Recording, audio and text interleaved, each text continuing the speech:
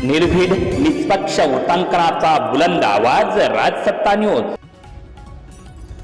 अल्पवयीन विद्यार्थिनीचा विनयभंग, आरोपीला अटक, ग्रामस्थांचा संताप, 2 गावे कडकडीत बंद।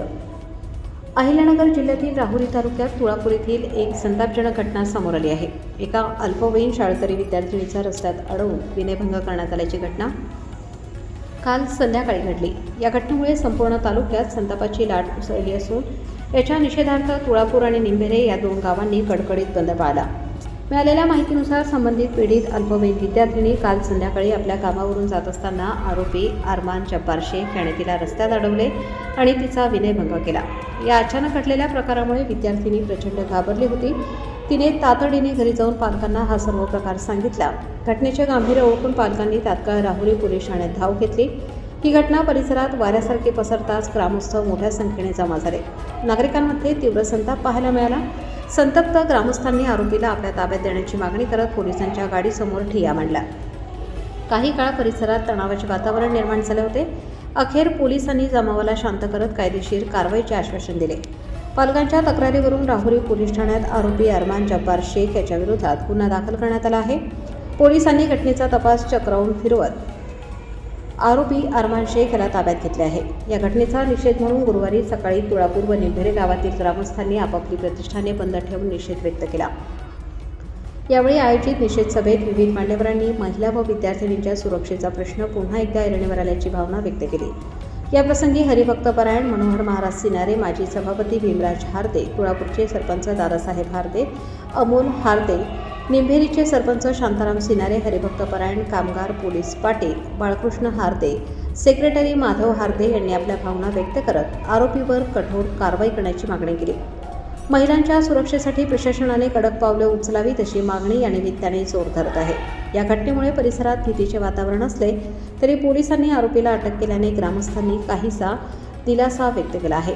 घटनेची माहिती सरपंच गणेश हार्देव, माजी सभापती भीमराज हार्दे यांनी भारतीय जनता पार्टीचे उपाध्यक्ष डॉक्टर सुजयदादा विखे पाटील यांना व राहुरी मतदारसंघाचे आमदार अक्षयदादा कर्डिले, आमदार प्राजक्त तनपुरे यांना दिली व त्यांनी या घटनेचा निषेध व्यक्त केला।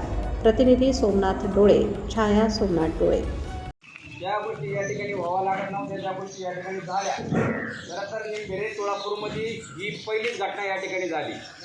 आजपर्यंत हिंदू समाज असो किंवा मुस्लिम समाज असो, हे दोन्ही समाजात सगळे गोळ्यामेळ्यानं या ठिकाणी राहिले।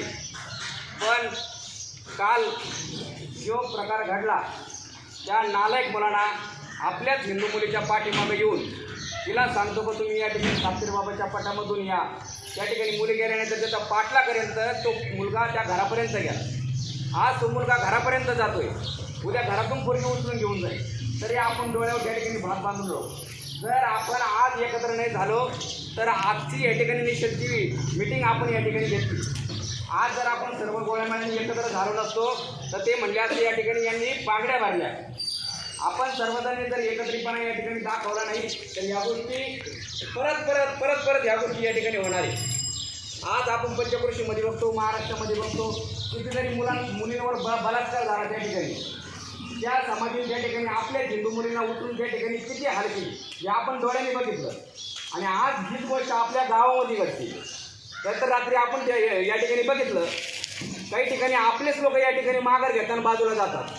आपण ज्यावेळेस पोलीस गाडी आल्यानंतर आपण त्या लोकांना त्या कायद्याला सांगत होतो की तो जो मुलगा असेल तो आमच्या डोळ्यात येतं, तुम्ही घ्या, गाडीमध्ये बसवा आणि तुम्ही घेऊन जा। पण त्यांनी न सांगता तो मुलगा आपल्या विरहित या ठिकाणी घेऊन गेले। तर या गोष्टीचा पहिल्यांदा मी पोलीस प्रशासनाचा त्याचा निषेध करतो। त्याचं